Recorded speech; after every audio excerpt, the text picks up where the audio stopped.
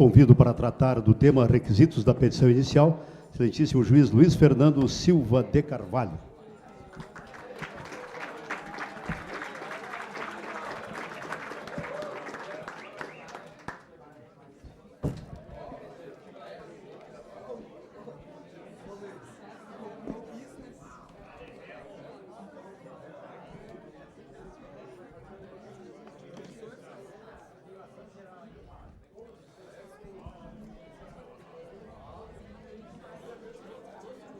Partimos, então, para o segundo painel da tarde, tema 8, requisitos da petição inicial, com o juiz do trabalho, substituto, Luiz Fernando Silva de Carvalho, especialista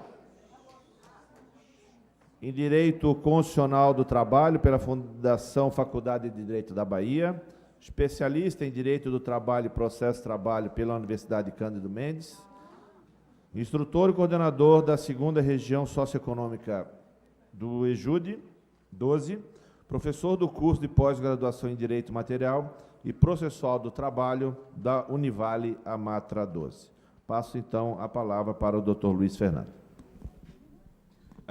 Boa tarde a todos. Boa tarde, desembargador Vanderlei Godoy Júnior, na pessoa de quem cumprimento todos os presentes, e também gostaria de agradecer o convite que a escola me fez, na pessoa do Dr. Roberto Basiloni, para tratar desse tema que acho que talvez seja o primeiro contato que nós tenhamos com a reforma em si, para ter que tomar uma decisão, seja a questão da petição inicial e dos novos requisitos. Esse foi o tema que eu tratei no livro, na nossa obra coletiva da Amatra 12, e algumas das reflexões que eu estou trazendo aqui são frutos desse estudo para o nosso livro, que vai ser lançado em breve. Como eu gostaria de estruturar essa nossa conversa? Primeiro, era simplesmente situar a alteração no artigo 840, parágrafo 1º, e depois disso, em lugar de fazer uma exposição, eu coloquei várias questões, várias perguntas mesmo, que eu me fiz e que possam gerar polêmica e dúvidas para todos nós. Talvez até consiga me antecipar alguma das perguntas que viessem a surgir no debate, foi exatamente essa a intenção. Então, primeiramente, situando a alteração processual, o artigo 840, parágrafo 1º da CLT, ele passou a prever um novo requisito para a petição inicial, que é a exigência de um pedido certo, determinado e com a indicação do seu valor. Essa mudança na lei, ela não traz uma grande novidade no sistema processual. A CLT, na reforma trabalhista, não está sendo pioneira nessa previsão. Pelo contrário, ela vem repetindo o requisito e a mesma fórmula legal que vários outros diplomas processuais já utilizaram e já repetiram. A própria CLT, no artigo 852b, quando fala do rito sumaríssimo, utiliza uma fórmula similar, quando exige que o pedido tenha que ser certo ou determinado e indicará o valor correspondente. A Lei do Juizado Especial, a 9.099, também fala que do pedido devem constar o objeto e o seu valor. O novo CPC repete que o pedido tem que ser certo e determinado, e no artigo 292, inciso 5º, diz que o pedido das ações indenizatórias tem que indicar o valor pretendido, inclusive quando essa indenização tenha por objeto danos morais. Então, a reforma de 2017 não está sendo pioneira e não está trazendo nenhuma grande quebra, nenhuma ruptura no ordenamento processual, nos microsistemas processuais que a gente está acostumado a conviver aqui no Brasil. Mas ela acaba trazendo uma grande novidade para o nosso dia a dia, especialmente aqui em Santa Catarina, porque aqui, diferente de alguns outros regionais, aqui em Santa Catarina, a praxe era dar uma liberdade para o advogado colocar o valor da causa que ele bem entendesse, ainda que esse valor da causa não tivesse uma vinculação necessária com o valor monetário dos pedidos. Então, quase que se reconhecia uma liberdade do advogado de definir o rito processual. Se o advogado do autor achasse mais conveniente optar pelo rito ordinário, ele colocaria o valor da inicial de R$40 mil, seja por um contrato de 3, 4 meses, com um salário mínimo e o pedido só de verbas rescisórias, seja para aquela ação do bancário que pede indenização de dano moral com proposta de acordo de R$200 mil, bota o pedido de 40 mil.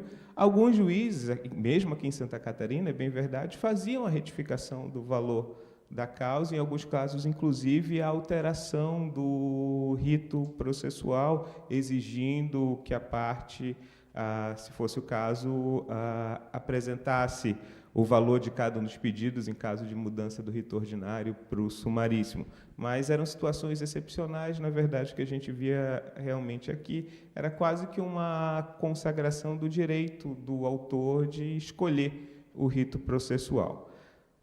Os motivos para isso variam. Pode ser uma estratégia processual do advogado de não revelar desde logo qual a pretensão quantificada que o cliente dele teria. Situações até mesmo de ordem pragmática, o advogado não queria ter o interesse não queria ter o trabalho de liquidar o valor, e outras situações até fáticas, o advogado não tinha os elementos suficientes para indicar o valor de cada uma das pretensões. Enfim, seja qual for a situação, o quadro agora mudou. Por quê? Porque tanto no rito ordinário quanto no rito sumaríssimo, os requisitos eles passaram a ser idênticos. O pedido tem que ser certo, determinado e com a indicação do valor correspondente. Existe até agora, uma certa divergência na doutrina e na jurisprudência quanto ao conteúdo de cada uma dessas expressões, um pedido certo, determinado e indicação do valor. Aprovamos, inclusive, aqui, no nosso encontro institucional, uma tese sugerida pelo Reinaldo, indicando qual que seria o conteúdo do requisito da certeza do pedido, da determinação do pedido, e o que seria a identificação do valor. Por pedido certo, em resumo, seria aquele pedido expresso, em oposição mesmo ao pedido implícito, né? Aquele pedido, tenho certeza que ele está sendo feito naquele momento. Quanto ao pedido determinado, a doutrina aponta que o pedido tem que ser determinado com relação à quantidade e também com relação à qualidade desse pedido. E o valor seria efetivamente o montante. E aí surge a primeira divergência que eu gostaria aqui de apontar, porque para alguns, mesmo antes da reforma, quando se exigia apenas que o pedido fosse certo e determinado, a exigência de identificação do valor já estaria dentro do conteúdo do pedido determinado. Então, para quem entendia que já era necessário apresentar o valor de cada um dos pedidos, mesmo no rito ordinário, porque um pedido determinado ele tem que apresentar a qualidade e também a quantidade que está se pleiteando, então não mudou basicamente nada. Então eu teria aqui até aquela questão de direito intertemporal, que já foi mencionada aqui na parte da manhã, que se uma ação foi ajuizada antes da reforma, sem a indicação dos valores do pedido, e a leitura que o juiz faz é que o pedido determinado, que já era uma exigência que, apesar de não estar expressa no artigo 840, já se podia extrair do próprio CPC e da própria necessidade de indicação do pedido, de objetivação da demanda, então a parte já era obrigada a apresentar o valor de cada um desses pedidos, mesmo antes da reforma. Não era a posição dominante, muito menos aqui em Santa Catarina. Então, talvez o tribunal não venha a ter que enfrentar essa situação específica com essa fundamentação. Agora, para quem entende que, a partir da reforma, que a lei trouxe um novo requisito para o rito ordinário, aí sim, só para aquelas ações que foram ajuizadas após a vigência da nova lei é que esse requisito seria exigível, e aí manifesto a minha concordância com a tese que o doutor Guglielmetto tão bem expôs no início da manhã sobre a aplicação do direito intertemporal nas questões processuais. Dito isso, a gente também tem que tomar uma atenção especial ao que o artigo 840, parágrafo 1º diz. Ele trata dos requisitos da petição inicial escrita. Ele não trata dos requisitos da reclamação verbal. Por quê? Porque no parágrafo 2º ele fala que o parágrafo 1º só vai ser aplicável no que couber. Então, muitas críticas à alteração do 840, parágrafo 1º, colocariam justamente isso. Como é que eu vou ter o ius postulandi diretamente da parte, se a parte vai ter que indicar o valor de cada um dos pedidos e muitas vezes sequer sabe escrever e colocar no papel o que ela quer. Mas, em se tratando de ius postulandi, e por conseguinte da reclamação verbal, pode-se entender que esse requisito da indicação do valor não seria exigível. Ou pode-se entender também que vai caber ao setor de atermação, de tomada de reclamação dos tribunais que tenham esse setor específico. A 8ª região, por exemplo, ainda tem esse setor no Fórum da capital, em Belém, que ele faça os cálculos a partir dos fatos que a parte, que o interessado narrou ao servidor da Justiça do Trabalho. Inclusive, houve um problema até bem sério lá na 8ª região, na época eu era servidor, na época que implantaram o rito sumaríssimo, que o Elton também era servidor comigo lá em Belém nessa época. E o que aconteceu? Os advogados começaram a orientar os clientes a irem ao setor de atermação, lá, ao tomado de reclamação, diziam o que tinha que ser pedido, o servidor da Justiça do Trabalho fazia os cálculos e, posteriormente, o advogado emendava a petição inicial. Esse problema foi tratado institucionalmente entre o TRT8 e a OAB e foi contornado de maneira satisfatória, mas, enfim, é só para mostrar que existe essa experiência de que a própria autoridade, o próprio órgão de administração da justiça, ele oferece para a parte que queira usar do ius postulandi o suporte para apresentar o valor, o pedido certo, determinado, e com o valor correspondente. Então, a gente passa para as perguntas que a gente pode fazer sobre o tema. E a primeira pergunta que a gente vai fazer em tudo que trata da reforma é constitucional ou não? Ou seja, exigir o pedido certo, determinado e com a indicação do valor é compatível com a Constituição de 88 ou ela seria inconstitucional? O argumento contrário aponta que ele seria inconstitucional por uma violação ao acesso à justiça e também por violar o devido processo legal, já que você estaria antecipando a fase de liquidação da sentença para uma fase, inclusive, anterior ao ajuizamento da ação. Pessoalmente, eu não vejo inconstitucionalidade disso. Quanto ao acesso à justiça, não acho que a exigência de valor, de indicação do valor, trate de alguma violação desproporcional ao direito de ação, ao direito de acesso da parte do judiciário. Primeiro, porque é uma repetição daquilo que já vem sendo utilizado em outros diplomas processuais, como a gente já viu antes. E, em segundo, porque nós, aqui na Justiça do Trabalho, já temos experiência em exigir a indicação dos valores, que são nos procedimentos do rito sumaríssimo, ou seja, se para as demandas mais simples nossas, que são aquelas submetidas ao rito sumaríssimo, há décadas a gente vem permitindo, vem exigindo, inclusive, a indicação de cada um dos valores, não me parece que o quadro mude só porque esse requisito passou a ser transferido também para o procedimento ordinário. Mas o argumento mais importante para mim, é onde eu gostaria de focar, é que eu não vejo a exigência de indicação do valor como uma formalidade vazia, como uma simples burocracia, como algo que vai servir simplesmente para dificultar a vida do advogado ou do reclamante. Na verdade, eu entendo que a indicação do valor, ela acaba servindo, inclusive, para concretizar outros princípios tão caros na Constituição, principalmente o da ampla defesa, o do contraditório e da razoável duração do processo. Entendo que, quando o legislador exige que o autor indique o valor do pedido, ele está exigindo uma postulação transparente. Ele exige que o autor diga e identifique, não só para a outra parte, mas também para o juiz, qual o provimento jurisdicional que ele está querendo, qual é o objetivo de mover a máquina do judiciário e de exigir o exercício do direito de defesa da outra parte. Essa identificação do objeto litigioso, na minha opinião, é uma condição importantíssima para o exercício efetivo do direito de defesa da outra parte. Gosto e tenho repetido, sempre que eu posso falar do tema, a manifestação do colega Rodrigo Goldschmidt, quando ele escreveu aqueles primeiros apontamentos sobre a reforma trabalhista e compartilhou conosco na lista de e-mail, ele falou que essa providência seria salutar e moralizadora para o processo do trabalho.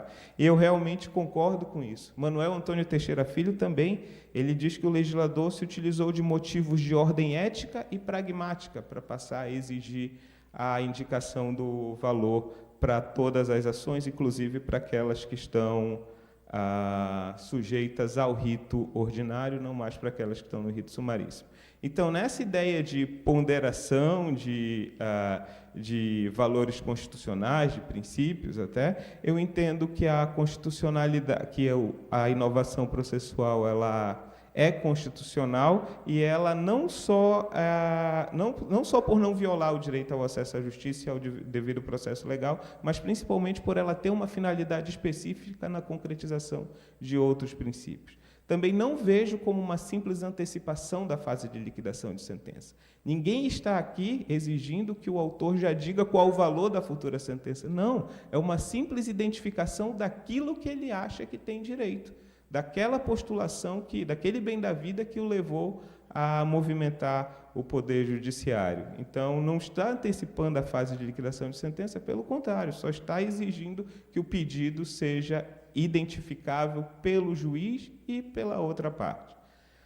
Um outro ponto, uma outra pergunta também que vai gerar bastante controvérsia, porque a gente já discutiu aqui mesmo no encontro passado, é se o juiz deve conceder prazo para o autor emendar a petição inicial. Ou seja, não preenchido o requisito da petição inicial quanto à indicação do valor, quanto ao pedido certo, determinado, e com a indicação do valor, qual a conduta que o magistrado trabalhista deve ter? O primeiro argumento quanto ao que não cabe emenda, ele se baseia na seguinte tese, de que a CLT traz previsão expressa de extinção do processo, ou pelo menos quanto àquele pedido, né, em caso de inépcia da petição inicial. E isso está no 840, parágrafo 3º, também incluído pela reforma trabalhista, que os pedidos que não atendam ao disposto no parágrafo 1º deste artigo vão ser julgados extintos sem resolução de mérito. Então, havendo a previsão expressa na CLT, essa corrente defende que não há que se falar em aplicação subsidiária do CPC, mais especificamente do artigo 321 do CPC, que diz que, em caso de vício na petição inicial, antes de extinguir o processo sem resolução de mérito, o juiz deveria abrir prazo de 15 dias para que a parte consertasse esse vício e permitisse o prosseguimento rígido do processo. Essa ideia, essa corrente que o juiz deve emendar a petição inicial, ela se baseia no dever de prevenção do juiz. Esse dever de prevenção tem sido muito batido na doutrina processual após a reforma, após o novo CPC, porque esse dever de prevenção faz parte do próprio conteúdo do princípio da colaboração no processo, do dever de colaboração do processo. Todos os sujeitos processuais devem atuar no processo de forma colaborativa, inclusive o juiz. E dentro desse dever de colaboração do juiz, atua o dever de prevenir, de corrigir vícios e de permitir que o processo chegue ao fim normal dele. Qual que é o fim normal da relação processual? É um pronunciamento de mérito. Então, o princípio da primazia de mérito está diretamente ligado ao dever de prevenção. Então, com base nos dispositivos do CPC, se reconheceria também ao juiz do trabalho o dever de abrir prazo para a parte autora corrigir o vício na petição inicial antes de extingui-la sem o processo ou o pedido sem resolução de mérito. E mais, a CLT não vedaria e nem diz o momento da extinção do processo. Ela só fala que, se o requisito não for preenchido, o processo vai ser extinto. Agora, se essa extinção vai se dar de imediato ou se após a chance da parte emendar a petição inicial, entendo eu que a CLT é omissa nesse aspecto. Nós, aqui reunidos, adotamos uma tese no sentido contrário, ou seja, de que não caberia emenda. Então, se a parte não apresentasse o pedido certo, determinado e com a indicação do valor, o juiz, mesmo sem abrir prazo para emendar, extinguiria aquele pedido. E nessa extinção de um ou dois pedidos, poderia, inclusive, haver necessidade de mudança do rito ordinário para o rito sumaríssimo, se fosse o caso. Então, o juiz, para quem entenda que é o caso de não abrir prazo para emenda, o juiz, então, recebendo a petição inicial defeituosa, ele extingue os pedidos que não preencham os requisitos da inicial e aí segue o processo com relação aos outros pedidos que estariam aptos para julgamento. Por outro lado, para quem entende que o juiz tem o dever de prevenção mesmo no processo do trabalho, abriria o prazo de 15 dias para emendar a petição inicial e, não sanado o vício, aplicaria a sanção prevista na CLT. Curioso, e gostaria de chamar a atenção de vocês, sobre a posição do Maurício Godinho Delgado sobre o tema. O Maurício Godinho Delgado, quando escreveu sobre esse artigo, ele entendeu que caberia a emenda no rito ordinário, mas no rito sumaríssimo não haveria esse direito à emenda, porque a CLT, no rito sumaríssimo, já traria a previsão expressa de arquivamento. Tá? Pessoalmente, eu entendo que uma norma parecida está no parágrafo 3º. Então, entendo que, se você entende que no rito sumaríssimo não tem já a previsão de extinção imediata, o artigo 840, parágrafo 3º, poderia levar a essa mesma conclusão. Tá? Então, foi, inclusive, esse o questionamento que eu coloquei para todos responderem no nosso questionário de validação, exatamente sobre esse ponto da possibilidade de emenda à petição inicial no direito processual do trabalho. Outro ponto bem polêmico também, e que já foi abordado aqui mais cedo, é quanto aos pedidos genéricos. O CPC ele tem a regra geral de que os pedidos sejam certos e determinados, mas no artigo 324, o CPC admite a postulação de pedidos genéricos em algumas situações excepcionais. Tá? Entendo eu que o artigo 324, parágrafo 1º, é perfeitamente aplicável ao direito processual do trabalho, porque a CLT é omissa quanto ao tema, mas a gente tem que ter muito cuidado e identificar quais as situações fáticas que se enquadram nessas exceções. A pergunta que eu faço, então, o simples fato de os documentos que são necessários para o advogado, para a parte autora, identificar o valor das pretensões, o simples fato desses documentos estarem em poder de terceiros, no caso do empregador, legitima a formulação de pedidos genéricos nas nossas ações trabalhistas, nas ações trabalhistas típicas? Pessoalmente, eu entendo que não.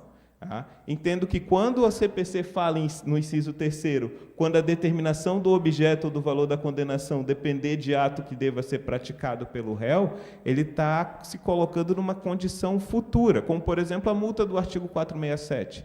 Eu entendo que é um exemplo típico de pedido genérico, porque depende da conduta futura do empregador réu no processo e que o autor não tem como antecipar na petição inicial. Outra situação que é trabalhista típica, que, na minha opinião, caberia pedido genérico, seria nas ações de indenização por dano material em razão de acidente de trabalho para custear um tratamento futuro, que a parte ainda não sabe qual o valor, o preço desse tratamento, então acho que admitiria o pedido genérico no fato do inciso, com base no inciso 2º do 324.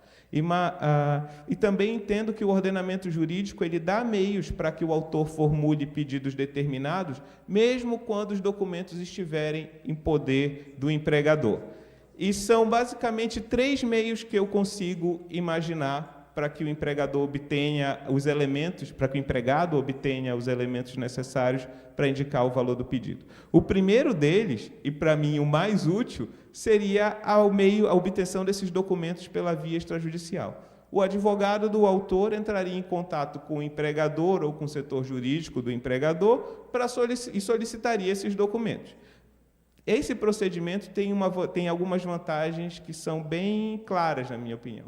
Permitiria um contato entre as partes antes do ajuizamento da ação, então abriria um espaço valioso para a autocomposição. A gente tem aqui, como uma das macrodiretrizes do Poder Judiciário, a gente até conversou sobre elas na reunião do Conselho Pedagógico da escola ontem de manhã, uma das macrodiretrizes é justamente a desjudicialização e a busca por métodos alternativos para solucionar os conflitos. E é exatamente aqui que eu acho que essa vantagem se insere. Quando existe esse contato prévio entre as partes, seja entre o advogado e a empresa, ou entre o advogado do autor e o setor jurídico do empregador, talvez esse canal de comunicação possa abrir espaço para uma composição. Também ele permite que o advogado do autor, desde logo, descarte pretensões manifestamente improcedentes. Como exemplo, uma ação de equiparação salarial contra o empregado, contra o fulano de tal, só que esse colega de trabalho, quando o advogado recebe os contra-cheques, vê que o salário é o mesmo ou até inferior, e o provimento jurisdicional não ia ter utilidade nenhuma para aquilo ali. E mais do que isso diminui o custo das partes para a solução do litígio e também as despesas do Estado, né? A gente fala agora de honorários de sucumbência e de custas, sendo que nessas formas alternativas, inclusive no acordo de homologação, na homologação de acordo extrajudicial, você tem espaço para isenção de custas com base no CPC, já que o acordo está sendo feito antes da sentença, né? Então, poderia, para quem entende aplicável nesse caso, isenção de custas em caso de acordo, e já diminuiria a despesa das partes do processo. E mais, devolve a utilidade da petição, da audiência inaugural. Então, se as partes já tiveram o contato anterior entre elas já sabem mais ou menos quais as pretensões possíveis e não vão chegar na audiência inaugural tão despreparadas ou sem proposta de acordo como acontece agora. Infelizmente, nós juízes de primeiro grau, perdemos tempo precioso e valioso em audiências em que a gente cumpre uma função meramente burocrática. Antes, pelo menos, a gente até recebia a defesa impressa. Agora, no PJE, nem para isso mais a audiência serve. Então, a audiência inaugural é uma oportunidade valiosa para a solução de conflito e que, se as partes já puderem precisar quanto que está querendo, indicando o valor, talvez a audiência inaugural volte a ter alguma utilidade, os acordos passem, as propostas tanto do autor quanto do réu passe a ter um fundamento probatório, uma análise de risco mais sólida e não tão solta. Quantas situações acontecem? Não, agora eu não tenho proposta de acordo, eu vou analisar os documentos que vieram com a defesa e aí eu formulo a proposta. Isso tudo é tempo de servidor, de advogado, das partes e do juiz que pode estar sendo canalizado para uma outra finalidade. Sei e reconheço que esse cenário de colaboração entre os atores sociais é um cenário até utópico, não é o que a gente está vivendo agora, não é o comum nos dias atuais. Mas acho que justamente por estarmos num momento de mudança no marco legal do processo do trabalho, ele permite que a gente imagine quais os resultados possíveis se adotada essa ou aquela conduta. Então, não imagino que isso vá acontecer de um dia para o outro com a mera vigência da lei. Não, isso tem que ser uma construção diferente em que os atores sociais, seja empregados, sindicatos, empregadores, advogados de um lado, do outro, e juízes, vislumbrem essa necessidade de um contato entre os envolvidos no conflito antes da judicialização do conflito. Mas, partindo da premissa que isso não aconteça com frequência e nem venha acontecer num curto prazo, a gente tem que partir para os outros meios de obtenção desses documentos. O primeiro deles é a obtenção dos documentos pela via judicial. Falei já na outra chance que tive de conversar com vocês aqui sobre o tema, sobre a ação autônoma para a produção antecipada da prova, do artigo 381 do CPC. Essa ação ela é fundada no direito autônomo à prova, e, mais do que isso, de acordo com Didier Júnior, é um procedimento, ela tem cabimento quando a parte pretende obter algum meio de prova para viabilizar a admissibilidade de uma futura demanda e mais, ele fala expressamente, inclusive para a obtenção de elementos para fazer pedido líquido, que é exatamente o que a gente está tratando aqui nesse ponto. Segundo o Didier, isso seria um procedimento de jurisdição voluntária, mas essa posição não é unânime na doutrina. Para outros, entendem que é um procedimento de cognição sumária, contenciosa, como Talamini, e outros dizem que vai depender da posição da outra parte que vai assumir após a apresentação do requerimento de exibição dos documentos. Se isso vai ser uma postura de simplesmente exibir os documentos ou se vai apresentar alguma resistência. E isso essa resistência poderia até gerar efeitos para fins de sucumbência, honorários, despesas processuais, enfim. Tá? O importante é que esse procedimento ele não tem natureza cautelar. Por que ele não tem natureza cautelar? Porque nem mesmo depende de urgência. Ele é fundado num direito autônomo à prova. A parte tem o direito de obter aquela prova, não só para fazer a prova em juízo, mas também para ter conhecimento de fatos que até mesmo evitem o ajuizamento da ação. A partir desse elemento de prova, eu posso ver que aquela ação não vai ser interessante de eu ajuizar. Isso está expressamente previsto no artigo 381, parágrafo 3º. Essa ação que muitos de nós já nos deparamos agora pós-reforma, não está sendo incomum, nessa ação o juiz não se manifesta sobre a ocorrência do fato e nem valora a prova. Ele apenas vai dizer que a prova foi obtida regularmente. Tá? Tenho um entendimento diferente de alguns colegas, porque eu acho que essa ação ela não é possível de ser cumulada com a ação condenatória típica. Então, eu não teria como conciliar uma ação de exibição de produção antecipada da prova com a ação condenatória típica, justamente pela diversidade de procedimentos. Uma tem um procedimento sumário, específico, e a outra tem um rito ordinário ou sumaríssimo que a gente vai ter. Enfim, acho que essa incompatibilidade de rito impede a acumulação objetiva de demandas, e a gente sabe que a identidade de procedimentos é um dos requisitos para que haja acumulação objetiva das demandas. Né? Então, tenho uma certa dificuldade em aceitar que essa mesma ação em que eu peço os documentos se transforme na ação condenatória típica. Né? A terceira via, e que talvez seja a mais comum, que era o que estava acontecendo antes, é que o advogado faça a indicação dos valores apenas com base nos elementos, nas informações que o autor forneceu para ele. As vantagens disso é a rapidez do procedimento. O advogado vai fazer só com base nos documentos que o autor tem, às vezes um ou outro contra-cheque, o extrato do FGTS, as anotações da carteira, e não vai depender da conduta da outra parte. A desvantagem é que a gente basicamente volta ao procedimento anterior. Tá? O valor indicado na petição inicial ele não vai ter um substrato fático tão sólido quanto nas outras situações, então tem uma maior possibilidade de divergência entre os valores indicados e a realidade. As propostas iniciais de acordo, portanto, tendem a ser mais frágeis também, tá? E sem esse contato prévio entre as partes, eu perco aquele canal de autocomposição antes do ajuizamento da ação que eu falei, e diminuem as chances de autocomposição na audiência inaugural. Além disso, pode gerar certas dificuldades em casos de pedidos subvalorizados ou superestimados.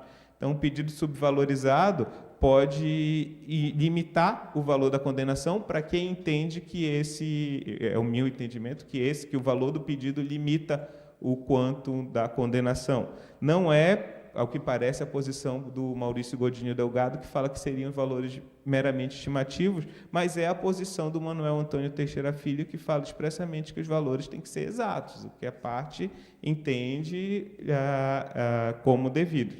E a superestimação desses valores pode trazer problemas na sucumbência, na fixação de honorários de sucumbência, como a gente viu agora pela manhã na palestra do Narbal. Um outro ponto também, talvez esse seja o mais polêmico da tarde, é a parte tem liberdade para lançar qualquer valor para qualquer pedido? Ou seja, o advogado, independente da quantidade de horas extras que eu estou pedindo, do meu salário, do que eu narrei, eu posso lançar um valor aleatório na petição inicial? Uma corrente entende que sim, porque a lei não exige planilha. A CLT fala simplesmente a indicação do valor do pedido, então o requisito da petição inicial estaria satisfeito com a mera indicação do valor, qualquer que seja esse valor. Uma outra corrente entende que não, que a parte tem que indicar valores que sejam coerentes e compatíveis com os fatos que ela narrou na petição inicial. Qual é a construção para se chegar a essa conclusão? A CLT exige que a parte narre os fatos sobre os quais se fundamentem o litígio, né? E o CPC, no artigo 330, exige que os pedidos decorram logicamente dos fatos que foram narrados na petição inicial. Então, existe um requisito que é a pertinência lógica entre o valor que foi dado e os fatos narrados. Se eu entender que os valores podem ficar totalmente desvinculados dos fatos narrados, eu estou reconhecendo a liberdade da parte de indicar qualquer valor para qualquer pedido. E isso, na minha opinião, retira toda a utilidade da inovação processual. Seria interpretar uma inovação legal para manter o mesmo estado das coisas de antes. E, como eu falei para vocês, eu não acho que isso seja a melhor maneira de encarar a reforma trabalhista. Entendo que, nessa alteração de marco legal, todos nós que atuamos na Justiça do Trabalho temos que buscar aqui, dentro, lógico, do balizamento constitucional e das normas internacionais, aquilo que a nova lei pode trazer de bom e de positivo para a alteração das relações sociais, especificamente, no nosso caso, para a solução dos conflitos trabalhistas. Na minha opinião, a forma com que os conflitos trabalhistas estavam sendo solucionados, tudo desaguando no Poder Judiciário, não é a forma ideal com que eu enxergo a administração da justiça, seja como juiz, seja como cidadão. Não acho que o juiz do trabalho deveria estar julgando um FGTS que é incontroverso que ele está devido. Também não acho que o juiz do trabalho deveria estar julgando uma indenização por dano existencial, por não pagamento de reflexos de alguma verba salarial, sem que isso tenha nenhuma decorrência, seja na sucumbência e seja nem que a parte exponha qual o valor que ela deve, né? Mas o mais importante que eu acho, se a parte não expõe o critério que ela utilizou para chegar ao valor do pedido, ela está omitindo uma informação importante para os outros sujeitos do processo. Está omitindo uma informação importante para o juiz, que não vai saber como a parte chegou àquele valor, então ele não tem como fazer uma proposta de acordo e avaliar se aquela estimativa, se aquela indicação de valor está correta ou não, está próxima do que o juiz entende como plausível ou não, e, mais importante, impede, inclusive, a outra parte de saber disso, de saber qual o critério que foi utilizado para chegar como aquele valor.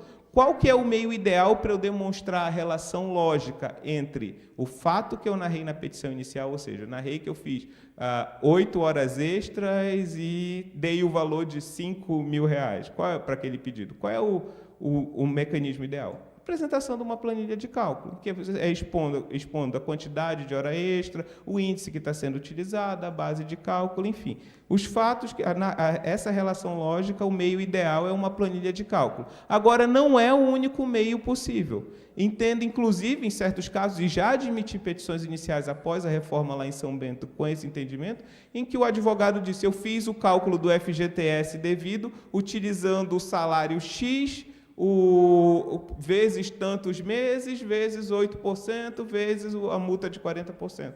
Pronto, ele expôs num texto, não apresentou planilha, mas permitiu que o juiz soubesse qual a relação lógica entre aquele pedido, o valor que foi dado, e os fatos que ele narrou na petição inicial. Claro, de novo, volto, o meio ideal é a apresentação de planilha, tá? Mas eu não vejo como obrigar a parte a apresentar a planilha. Em São Bento do Sul, tanto eu quanto o Alfredo temos esse entendimento de que a parte deve indicar essa relação lógica entre o valor que foi colocado e os fatos que narrou na inicial. Então, uma petição inicial que só diz horas extras, R$5.000, mas não diz como calculou essas horas extras, ou não traz uma planilha de cálculo, eu e ele entendemos que cabe a emenda inicial, então temos mandado a parte emendar a petição inicial, especificando o que a gente está exigindo, né? E, no prazo de 15 dias, se esse vício não for corrigido, temos, então, extinguido os pedidos que não estejam compatíveis com a nova redação do artigo 840. Isso tem facilitado bastante acordos na petição inicial, mas muitos mesmo, sabe? A quantidade de acordos a tratativa de acordo tem sido bem mais fácil quando a gente tem a exposição dos cálculos ali, da forma de cálculo que a parte utilizou para chegar no pedido, até para identificar, aqui você calculou o índice de 70%, mas para todo o período, mas nesse período a hora extra, a convenção coletiva só previa mesmo os 50%, só no outro período que estava 70%. Então fica bem mais fácil para a gente identificar. Importante dizer, por último, só para encerrar, que não existe a exigência de que os cálculos estejam certos, ou que se baseiem em informações verdadeiras. A petição inicial vai estar apta simplesmente quando a parte indica o valor e esse valor tenha uma relação lógica com os fatos que ela narrou. Se os fatos são verdadeiros, se a parte utilizou o índice correto, enfim, isso é questão que vai ser analisado num outro momento processual. Por isso que não existe uma antecipação da liquidação. É só uma exigência de transparência e de identificação do objeto da demanda. Entendo eu, então, que a reforma, nesses específicos, ela é um convite para todos nós para a busca de novos métodos para a solução do conflito. Então, a gente não pode interpretar a norma para tentar manter o mesmo procedimento de antes, se o que a gente espera é obter resultado diferente. Então, se a gente mantiver os mesmos procedimentos de antes, a gente vai ter os mesmos resultados. Talvez essa esperança, essa utopia, essa visão romantizada dos advogados entrando em contato um e outro pareça um com o outro antes do ajuizamento da demanda pareça algo distante, inatingível, mas quem sabe num outro passo a passo, com os advogados se conscientizando de que a solução do conflito fica mais eficaz e mais barata se adotar essa outra postura, quem sabe não venha a ser o futuro que a gente encontre na Justiça do Trabalho após a reforma. Tenho outras questões para trazer aqui para vocês, mas, em razão do tempo, vou deixar para a parte das perguntas e para os debates. Agradeço a atenção de todos e devolvo a palavra para o doutor Vanderlei.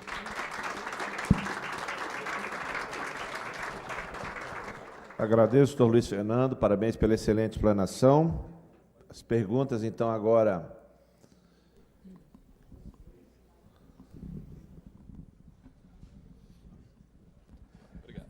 Boa tarde, Luiz Fernando, parabéns pela apresentação.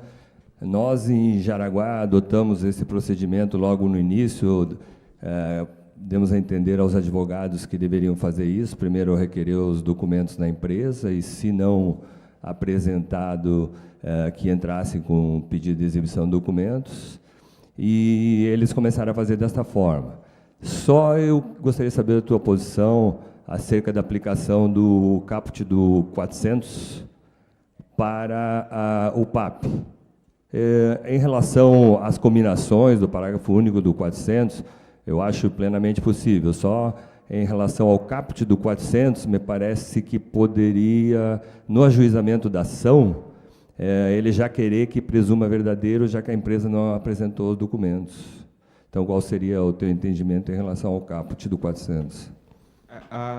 Entendo eu que, para essa ação de exibição autônoma de documentos, produção antecipada da prova, uma ação autônoma, o juiz não vai se manifestar sobre a prova. Então, se o juiz reconheceu o dever da parte de exibir os documentos, o juiz pode, inclusive, se utilizar dos meios coercitivos para que a parte cumpra com esse mandamento.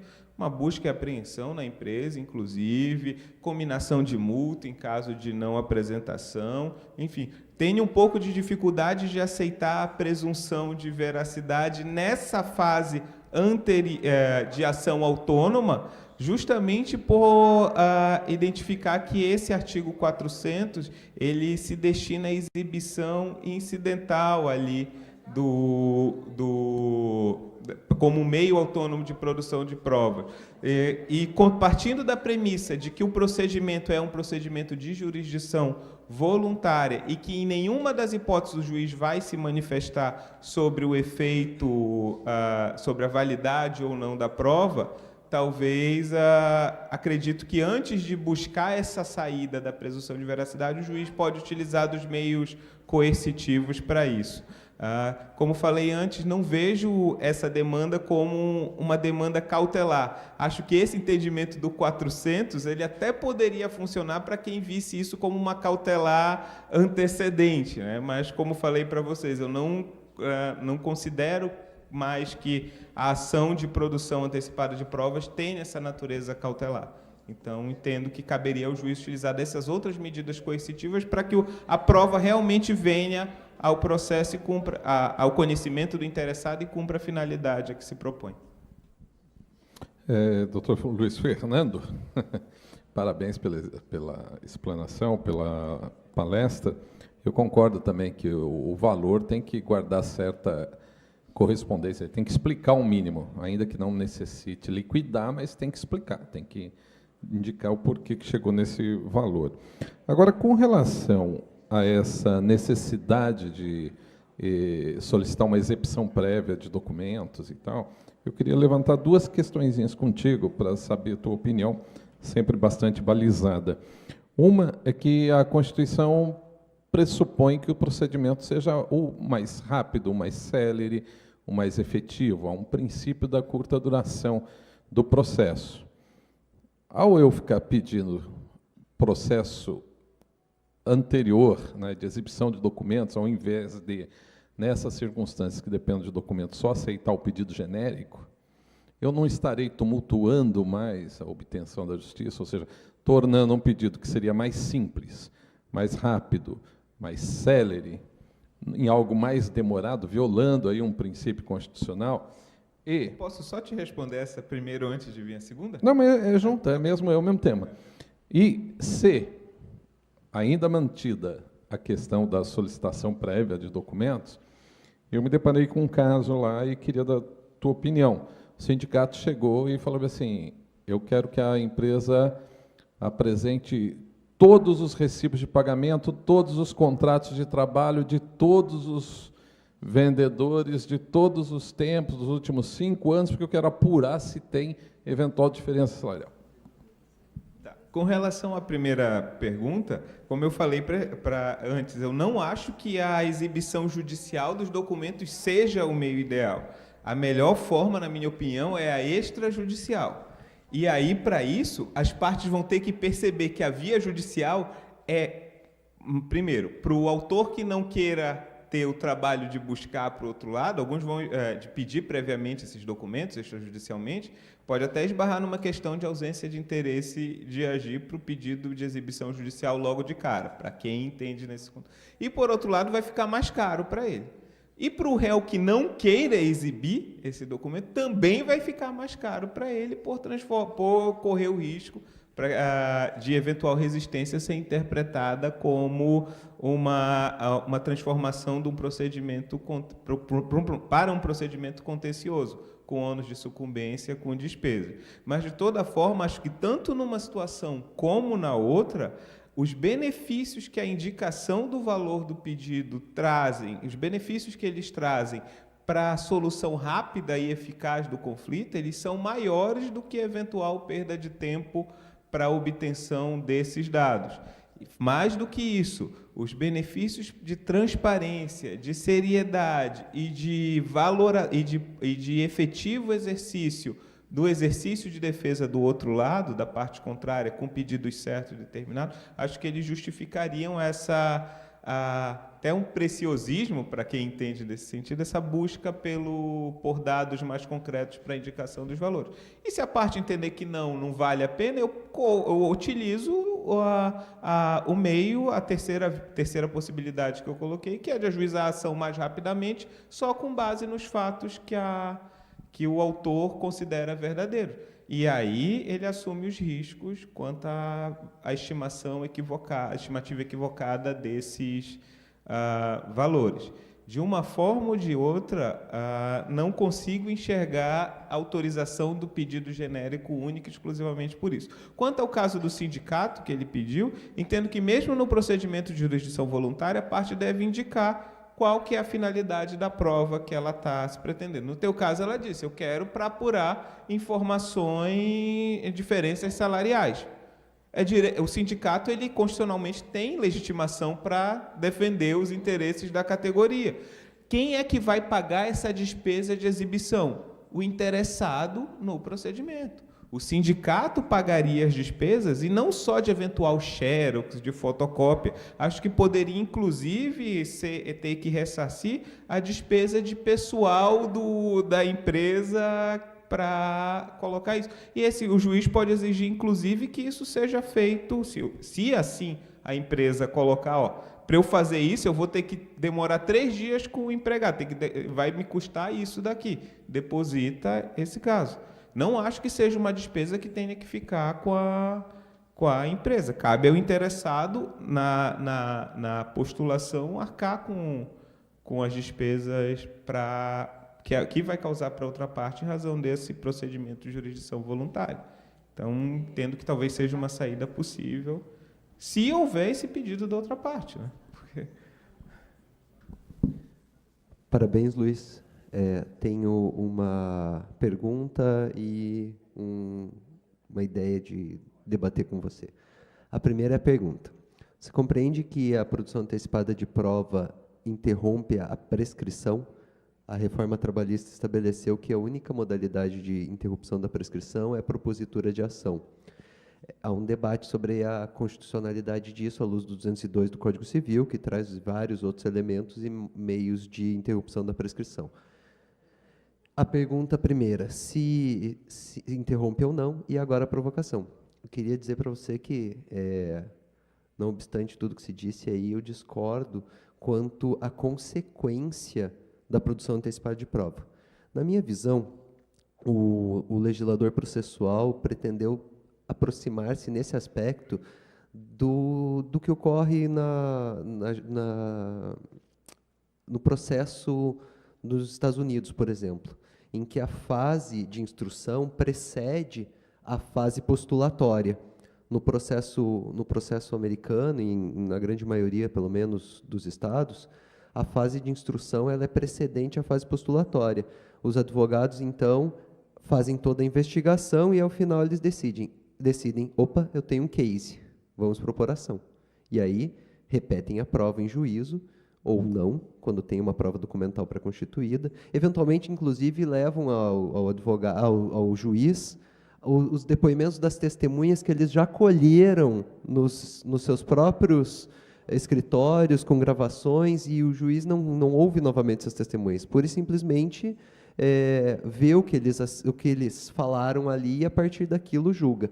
Aquela ideia de que tem júri, aquilo é muito excepcional, a gente tem uma visão equivocada em relação a isso.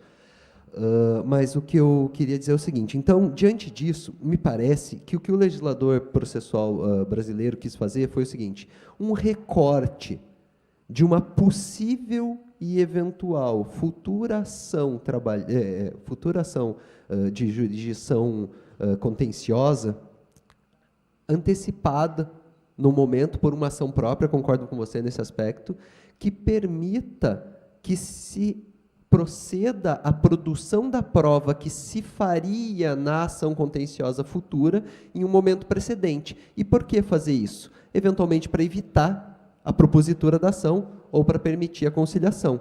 Mas, em se tratando de um recorte, a realização dessa prova naquele dado momento, já que o próprio CPC estabelece que deve especificar com muito cuidado o que se pretende com a produção da prova, é para que se possa dar, eventualmente, se a ação futura de jurisdição contenciosa vier a ocorrer, eu vou colar essa prova, esse momento processual naquela fase de instrução. E as consequências vão ser aquelas que o juiz que vai decidir a jurisdição contenciosa, isso sem dúvida, o juiz da segunda ação vai dar, mas impedindo que se proceda de novo a produção da prova que foi feita. Não repetindo a prova feita ou impedindo que se dê uma nova permissão a que aquela prova que não foi feita aconteça nesse novo momento.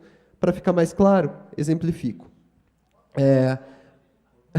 Agora vai o exemplo. É que a gente começa com a teoria e o exemplo vem depois. Quem primeiro dá o exemplo e depois explica, não sabe o que está falando. O exemplo, então, é o seguinte. A gente propõe uma ação pedindo a juntada e a apresentação dos controles de jornada do trabalhador. Esse controle de jornada é negado pela empresa. A empresa é revel ali, ou não apresenta, seja o que for, diz que não vai apresentar. O que o juiz da produção antecipada de prova? Ok, a produção antecipada de prova ocorreu de forma lídima, está homologada. Ação principal, a empresa não vai poder trazer esse documento na ação principal. Esse documento não pode mais aparecer no processo. Ah, mas agora apareceu porque eu tinha perdido e agora achei. Não, amigo, não pode ser utilizada essa prova mais. Porque se essa prova, no momento que você poderia ter sido apresentada, não apresentou, agora você não pode mais. Então, basicamente, seria isso. E vou dar outro exemplo que é muito bacana. Todos os advogados de empregados estão com muito medo de apresentar, de pedir insalubridade e periculosidade. Ora, faça uma ação de produção antecipada de prova e peça o PPRA e PCMSO da empresa. Verificou que não existe esse documento? Opa, tenho boas chances de ganhar uma insalubridade nesse caso, porque provavelmente quem não tem PPRA e PCMSO, ou até mais, posso pedir inclusive os recibos de EPI.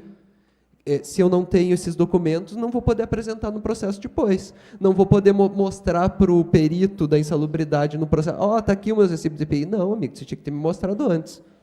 Essa que me parece que é a consequência jurídica da produção antecipada de prova. Nesse aspecto, só que eu queria discordar de você.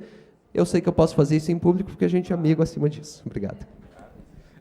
Então, com relação à questão da prescrição, eu concordo com aquela tese que a gente aprovou no nosso encontro, de que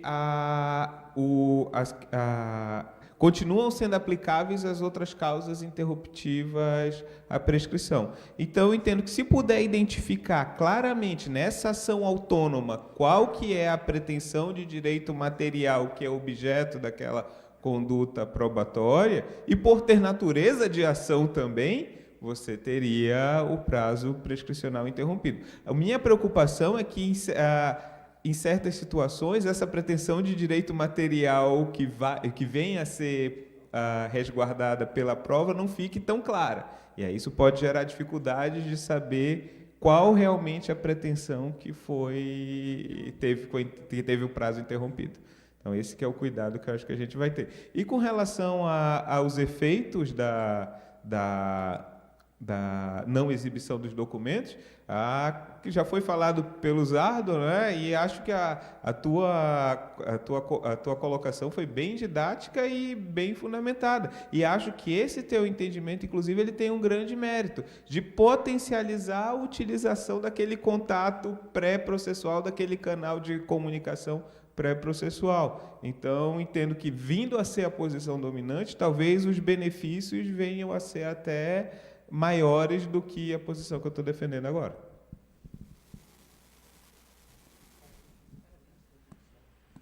Luiz Fernando, parabéns pela tua palestra, foi ótima.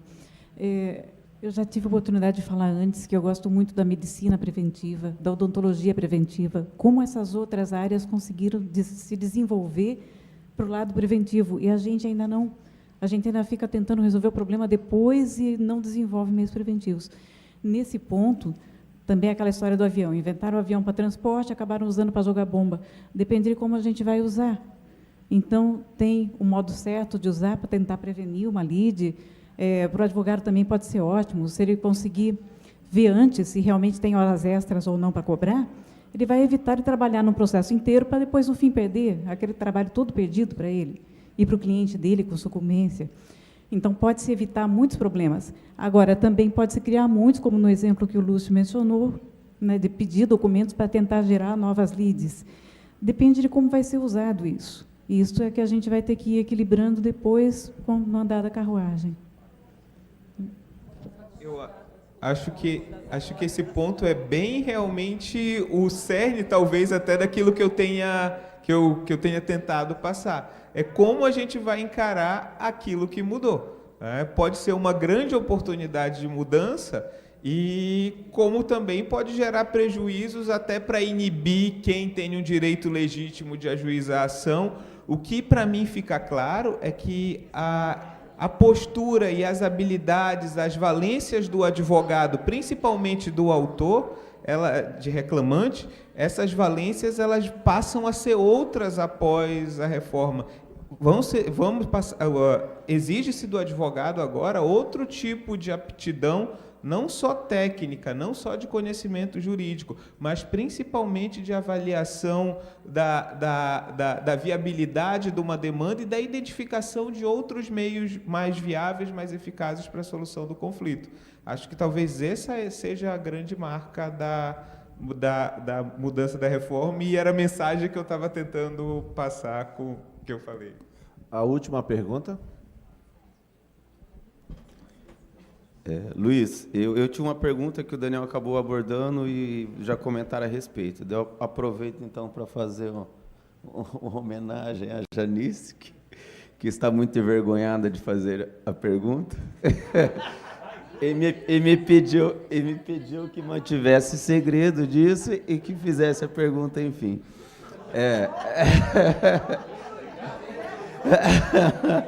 A pergunta considerando a situação de que, em tese, o processo chega para a gente só em audiência, que a gente consegue ter o primeiro momento do processo, e a determinação da lei para a extinção sem julgamento de mérito, principalmente na situação da ausência do valor, a sua posição, uma opinião a respeito de que isso seja julgado apenas na sentença, não seja julgado antes, na audiência, já antecipando, cindindo a sentença, até mesmo evitando que venha outro processo, entendeu?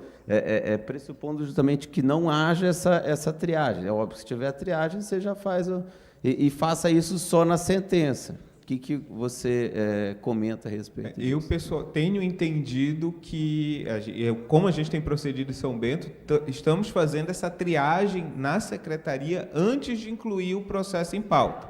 Partindo da premissa que a triagem não tenha sido feita, ou que foi feita e falhou, passou.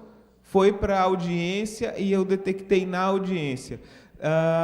Nesse ponto, eu procedo da mesma forma que o Reinaldo, e independentemente do momento processual em que eu detecte um vício, um vício sanável, e que impeça a solução do mérito, eu abro chance para a parte corrigir esse vício. Seja, inclusive, lá no final, lá na sentença, né? E aí eu parto da premissa de que cabe a emenda à petição inicial, né? E qualquer um dos vícios.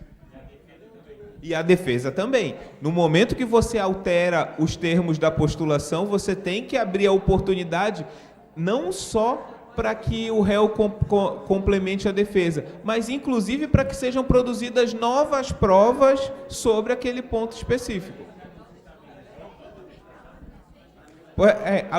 Agora, com o novo CPC, inclusive em fase recursal, você pode corrigir. Então, essa ideia da estabilização da lide, eu acho que ela fica um pouco relativizada.